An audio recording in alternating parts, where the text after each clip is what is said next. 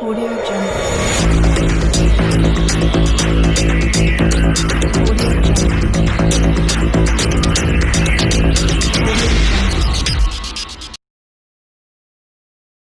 Hello everybody. English grammar की class में हम टाइप्स ऑफ प्रोनाउंस कर रहे थे।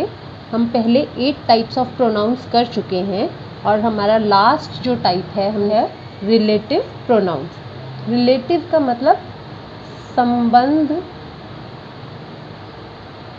वाचक, जो दो चीज़ों के बीच में या ज़्यादा चीज़ों के बीच में कोई संबंध बताए उसे हम रिलेटिव प्रोनाउन कहते हैं।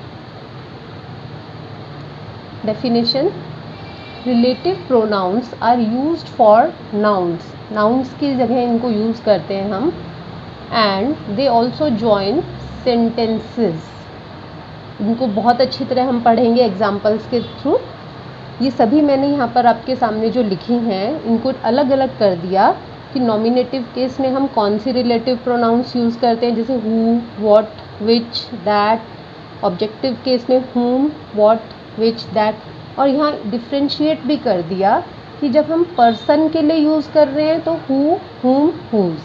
किसी वस्तु के लिए यूज़ कर रहे हैं तो what।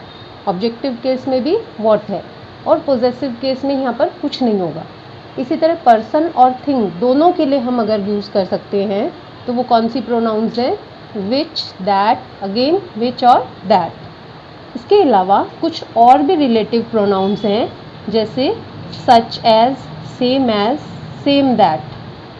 This can be used both for persons and things. Next is but.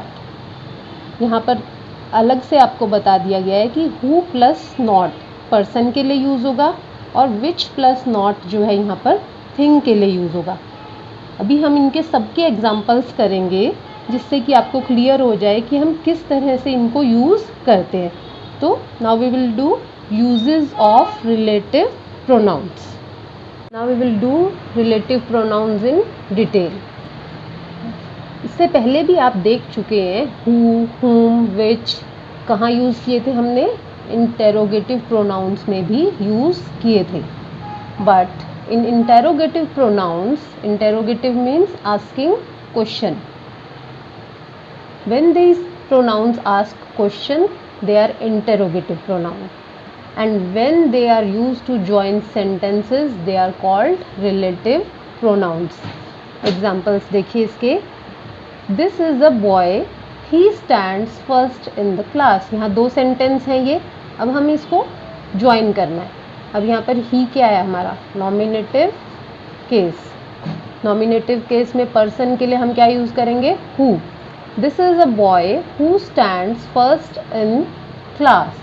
तो यहाँ पर हमने पिछली टेबल को देखिए दोबारा से, तो पर्सन के लिए कौन सी रिलेटिव प्रोनाउन है, who. Next example, Ram is a boy everybody likes him. Him यहाँ पर क्या है हमारा, ऑब्जेक्टिव केस। ऑब्जेक्टिव केस में कौन सी रिलेटिव प्रोनाउन है हमारी, whom। Ram is a boy whom everybody likes।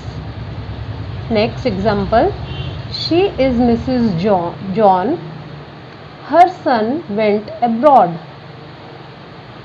ये मिसेस जॉन है, हर सन क्या है ये, possessive adjective.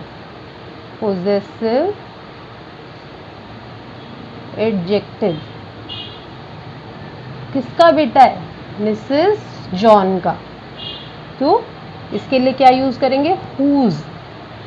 She is Mrs John whose son went abroad.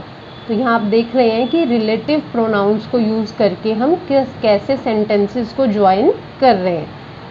Next है, the man is honest, the man is trusted. अब यहाँ पर भी मैन, यहाँ फिर से मैन, तो ये क्या है हमारा, nominative case. The man who, nominative case, person who. आप ऐसे ही इसको रिलेट करिए, the man who is honest is trusted. Next example है हमारा, the child is dead, I saw the child yesterday. यहाँ पर चाइल्ड कहाँ किसके लिए आया, ऑब्जेक्टिव केस। क्या यूज़ करेंगे रिलेटिव प्रोनाउन में? whom, क्योंकि पर्सन। तो the child whom I saw yesterday is dead, join हो गया ये सेंटेंस।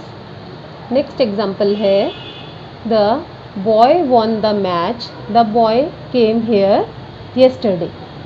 तो यहाँ पर ये क्या है हमारा नॉमिनेटिव केस, तो यूज़ क्या करेंगे हम इसके लिए? who, the boy who came here yesterday won the match। Next example this is my cousin, I was speaking of him. अब यहाँ पर इस सेंटेंस में आप देखिए कि ऑफ क्या है यहाँ? प्रेपोजिशन। प्रेपोजिशन के बाद हमेशा जो भी वर्ड होगा वो हमेशा ऑब्जेक्ट होता है। तो objective case, this is my cousin of whom I was speaking. Next example है इसका the man is deaf, you spoke to the man. Deaf का मतलब होता है जो सुन नहीं सकते। तो the man to whom you spoke is deaf. Relative pronoun हमने कौन सी यूज़ की? whom।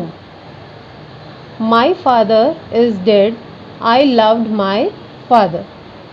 अगेन ऑब्जेक्टिव केस में whom, my father whom I loved is dead. इस तरह आप बहुत सारे एग्जाम्पल्स से इनको प्रैक्टिस करेंगे तो आपको डिफ्रेंशिएट करना आ जाएगा। नेक्स्ट एग्जाम्पल में देखिए Ram is well known man, his honesty is the talk of the town. अब यहाँ पे राम के लिए ही ऑनेस्टी आया है, हिज ऑनेस्टी। तो कौन सा केस है ये? Possessive case. ये प्रैक्टिस से आप इनको डिफ्रेंशिएट कर पाएंगे। जब इनको ज्वाइन करेंगे सेंटेंसेस को तो क्या आ जाएगा? Ram whose honesty is the talk of the town is a well known man.